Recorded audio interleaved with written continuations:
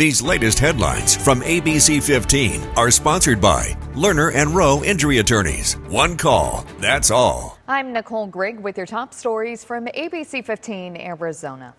A traffic alert in the West Valley, a food truck involved in a crash in Goodyear.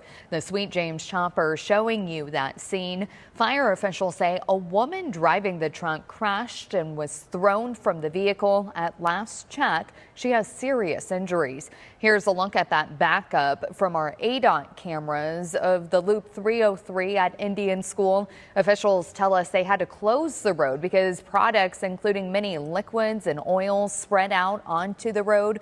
We're told hazmat teams were able to keep the spill to a small portion of the lanes. The cause of the crash is still under investigation. In our border watch, the Supreme Court ruled this week that the federal government has the authority to deport migrants anywhere in the world. The ruling was made by the court's 6 conservative justices and issued Monday without a written explanation. The case was brought to the High Court after the Trump administration sent Hispanic migrants to South Sudan. A lower court previously ruled that doing that violated the Constitution. More high-profile rulings are expected on Thursday. An unprecedented state government shutdown is on the horizon for Arizona as the House and Senate face bitter tensions over which budget to send to the governor's desk.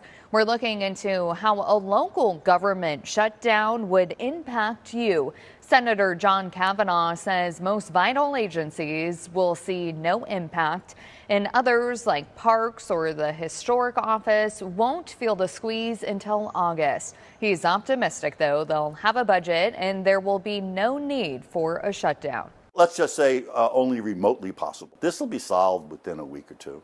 The House continues its work to get a budget negotiated or passed. The budget must be passed by Monday, June 30th.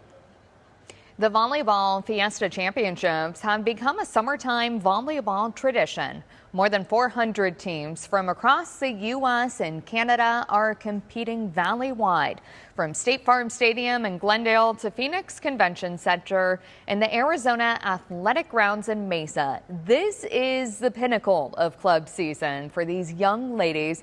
For years, youth sports have also been an important driver of economic activity during the slower summer months. From hotel rooms to valley restaurants, we're seeing a lot of people here from out of town as a result and spending money. This one tournament alone over the next week or so will likely bring in more than $60 million in direct spending. This is also a great way for these young athletes to create lifelong memories. It's open to the public. Tickets are still available. Right now, we're tracking a major heat wave as video from across the Midwest and East Coast showing families who just are not used to this heat doing whatever they can to stay cool. For many cities, this is the hottest day in more than a decade. The humidity common in those areas only making it worse and leading to things like heat illness and even blackouts. Help those in need this summer by giving the gift of water. It's time for our annual ABC15 Water Drive benefiting St. Vincent de Paul with the support of our partners Bashas' and Food City. The whole month of June, we're collecting bottled water and monetary donations for St. Vincent de Paul. You can learn more at abc15.com/water. Tracking your forecast, I'm Chief Meteorologist Amber Sellens. We've got another sunny triple-digit day in store for tomorrow, but temperatures still running just a little bit below normal for this time of year. We're going to hit 104. That's 2 degrees below the normal, the 30-year average. And winds will be light throughout the day. Southwest winds 5 to 10 miles per hour here in the Phoenix metro area.